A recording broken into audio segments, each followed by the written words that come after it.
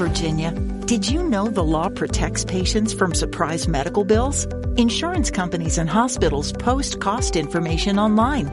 You can request a good faith estimate 3 days ahead of hospital care. Know your rights as a healthcare consumer. Visit controlyourcare.com to learn more about patient-focused healthcare laws. ControlYourCare.com can help empower your healthcare decisions. Paid for by the Virginia Hospital and Healthcare Association.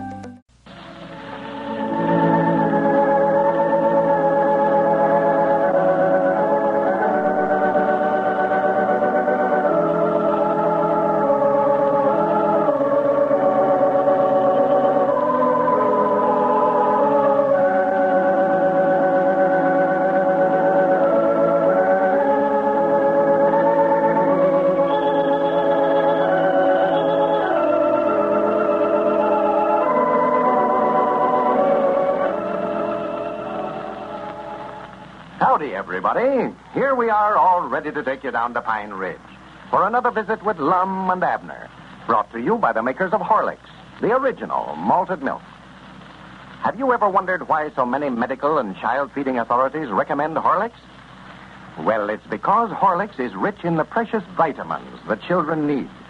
Rich in minerals, too, and in valuable carbohydrates and proteins. That's why Horlicks helps develop husky bodies and strong bones and teeth. You can't do anything better for those children of yours than to give them plenty of Horlicks malted milk. Vacuum processed from rich, full cream milk and the finest of wheat and malted barley. Horlicks is rich in the wholesome nourishment that young bodies need. They'll love it, too. All children like the taste of Horlicks. No family should be without a package on the pantry shelf. And now, here's a special message from Lum and Abner about that flashlight that they offered to send to listeners. They say they just didn't know they had so many friends. The number of requests for flashlights was so great that they can't be made quickly enough to send out promptly. But they want you to know that everyone who sent in will get his flashlight just as soon as is humanly possible. They appreciate your waiting and know that you will be delighted with your flashlight when you do finally get it. And now, let's see what's happening down in Pine Ridge. Well, Abner's swap idea, that of trading groceries out of his store for anything the customer might have to trade, is proving very popular. He has monopolized business in Pine Ridge for the past few days, and incidentally is acquiring a large and assorted collection of animals, as well as other odds and ends. As we look in on Pine Ridge today, we find Lum alone in the store. Dick Huddleston is just entering. Listen. Well, come in. Right over on this side of the store for lowest prices. Quantity merchandise at quality... Howdy, Dick. I thought you was a customer coming in. No, I didn't want to buy nothing, Lum. I was just looking for Abner. For Abner? Yeah. Well, I reckon he's out back there tending to that livestock of his. I ain't saw him in a couple of hours now. Sit down. He'll more likely be in directly. Yeah, well, I'll just wait till he gets inside. I can't talk to him out there if he's busy, no way. Well, he's busy, I'll tell you that. Keeps him and Cedric both busy all day tending to that stock of his. You ought to see just what all he's got back there. Outdoing this conglomeration of animals I ever seen in my life. He just went from hog wild. Swap for anything they'll bring in here. Yeah, well, that's what I want to talk to him about, Lum. He's got goats and hogs and cows and dogs and chickens and turkeys and guineas and possums. Swap for 3 possums and a coon this morning. For goodness sake. He's got 60-some-odd rabbits out there. 60? There was, last county made, and yesterday Snake Hogan's panned off an old horse on him. I just wished you could see him. Abner gave Snake Hogan $50 in trade for it, and it laid down out there at the side of the store and taken him and Cedric might now all night to get him in the lot back there. Yeah. Well, Abner never was much of a trader, no way, Lum. I don't see why he started on this swapping business in the first place. I don't neither. I wouldn't give him $3 for that horse even if he lives. Yeah. He had the veteran over here twice today. He's so weak he can't even stand up. Well, now, how does he ever expect to come out on a deal like that, Lum? He can't sell a horse if he's that near dead. Well, he's going to try to pan the horse off on somebody. He's got him propped up out there in the stall to where he sort of looks like he's standing up. Yeah. Well, he just ruined the business here in town, Lum. That's what he's doing. If he's making any money out of it, well, I wouldn't complain. But that's what I came over to talk to him about. He's not making anything, and we can't make nothing. Why, no. I haven't made expenses all week. All my customers are bringing eggs or chickens or something over here and swapping them to them for groceries, and you can't get them to pay cash as long as they can do that. I don't know. He won't last long, no, Dick. Just look over there how his stock's running down. Yeah. See how empty them shelves is again? Yeah. He'll be out of merchandise in a few days. The rates are going down. He's already run out of feed. That bunch of stock he's got out there is eating him out of business. He had to buy feed from me today. He did? Yeah, he's the best customer I got now. Fact is, he's about the only one I got. Granny's, I'm sure making him pay a profit on that feed I'm selling him, though. Oh, where's he getting the money to pay for it, Lum? Well, I'm having to sell it to him on a credit.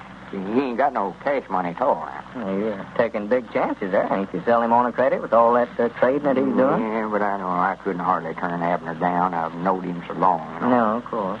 But now fellas got to watch this credit business, Lum. I had a chance this morning to sell a batch of stuff on a credit and make some money, but I turned them down because I knew there wasn't a chance for me to ever get my money out of it. I sure. It's that circus that's supposed to open up here tomorrow. Circus? Yeah. Oh, yeah.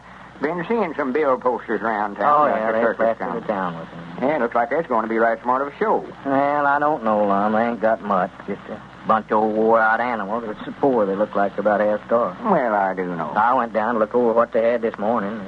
They're just about ready to fold up. More likely be stranded right here in Pine Ridge before they get Well, done. I do know. Why, they didn't have enough groceries there in the cook tent to last them through the day. Yeah. They don't make arrangements for credit around here someplace. Well, I don't know what they're going to do.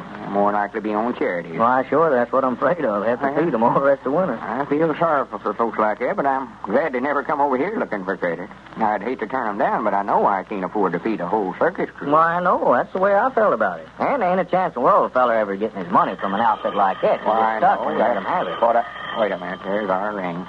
Hey, Granny, this is one time I can ask my own prices without Abner cutting under me. Hello? This is the Jot Em Down store, Lum and Abner talking. No, Mom, that's Abner, Mr. Peabody's side of the store that's doing that. Uh-huh. Well, I just couldn't tell you, Mrs. Willis. You'll have to talk to him about it.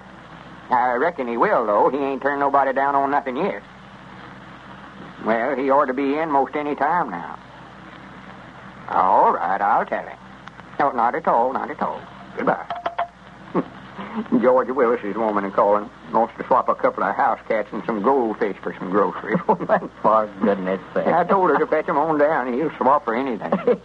He's got a whole cage full of white mice back there he swapped for this morning. White mice? If he take them, he ought to take goldfish. Well, what in the world does he expect to do with all this stuff? Stuff like white mice. I don't know. I don't think he knows himself. Don't reckon he's looked at for a head. Just swap it. Well, it beats anything that I've ever seen. Ain't no use to talk to him about it, though. I tried it again this morning. He says I was just jealous because he's doing such a big business. Yeah. Well, he can have all that kind of business he wants, Lum. I don't want none of it. I know that. And here comes Cedric in the back door there, Dick. Find out what you say. Oh, yeah. Howdy, Cedric. Well, howdy, Mr. Dick. Whereabouts is Mr. Abner at, Mr. Lum? I don't know, Cedric. I just allowed he's out back there tending to his stock. No, he left out there about an hour ago. Went off with some feller. I don't know who he was. Yeah, he's more than likely out making another trade with somebody. he better get them dogs or them possums one out of the same pen back there. You mean he's got the dogs and the possum in the same pen, Cedric? Well, no, not in the same pen. He's got the possums in a cage, but the dogs is barking at them and scaring the rest of the livestock out there. Well, just let them bark. It ain't none of my worry. Well, it ain't none of mine either. That is, it ain't supposed to be. I went to work down here at the store. You fellas said you wanted me to deliver groceries. All I did the last 2 days is build pens and look after that menagerie out there. Keep me pretty busy with it, Cedric. Yes, Mom. Them pigeons got out a while ago, and I had a time of getting them all back in. Never did catch 2 of them. They flew off. Well, sir, I want to go back there, Drex, and see that zoo, just to see what it looks like back Yeah, there. Abner be running competition at that circus over there. Yeah, you ought to just join up with him, Lum. Just pitch in 50-50. They'd have a pretty good show with all he's got. Then if somebody else wants to swap some animals, I reckon. Well, better tell them we ain't got no more room out there now, Mr. Lum. Hello? Jot Em Down store. Lum and Abner talking. Why, no, he ain't here. I don't know where he's at, Ike. He done what? Well, don't jump on me about it. Me and him ain't partners no more. He's the one that's doing the swapping. I couldn't tell you. There's a couple back there, but I don't know who he got them off of. Well, wait a minute. Hold the receiver. Who did Abner get them 2 hounds from, Cedric? Oh, let's see. I believe he swapped Miss Reynolds out of them this morning. Yeah. Hello? Yeah, I reckon they're yours, Ike. Cedric says Abner got them from your woman this morning. Well, I don't know. You'll have to see him about it. Well, that's up to you and him. I don't know what the law is on it. All right. All right, I'll tell him. All right, Ike, goodbye. Granny Abner's got himself into it now, sure enough. What's the matter, Ron? Why, that was Ike Reynolds. Mad enough to bite. Said while he's down at the sawmill at work today, his woman brung his 2 best hounds down here and swapped them to Abner for groceries. Now he's wanting them back. Said they weren't hern to trade. Well, if I was him, I'd go let a good chudding. Well, he said it was the best 2 varmint dogs he had on the place. Said they's both extras. Well, that Ike's pretty mad. When he gets mad that way, he's a hard customer. Oh, yeah, he's mad now, too. Says he's going to give Abner a licking or get them hounds back one. Yonder comes Mr. Abner out front there now. Yeah, there he is. I expect I better get on back out there and see if them pigeons has came back yet. They're supposed to be homers, but I don't know where they think they live at now. Over here or back over there at Doolittle's place where they come from. Howdy, Abner. You got yourself into it now, Abner. Ike Reynolds just called up and said his woman swapped you a couple of his hounds unbeknownst to him. Says he's going to get them back or give you a licking. Yeah, I'd just love to see him try. I ain't the constable here for nothing. Yeah, I've been waiting to see you, too, Abner. Yeah, well, I've been over making a big deal. I dog it, I sold $200 worth of groceries just now. Beat 2 fellers to it. $200 worth? Yes, sir, 200. That circus that's in town, I made arrangements to furnish them all their stuff while they're here. Oh, yeah. Did you sell that outfit some groceries on a credit, Abner? For goodness sake. Well, yes, but he's going to pay me before they leave town, though. Yeah, that's what he said. Yeah. You'll never get a nickel of it, Abner. No. Dick was just now telling me they're just about ready to fold up. Yeah, but now, they never put nothing over on me. I got them to where they'll have to pay me. I've got a first mortgage on every animal they got down there. Bears and lions and monkeys and zebras and camels and everything else. Well, Abner may not be making any money, but he's certainly doing the business.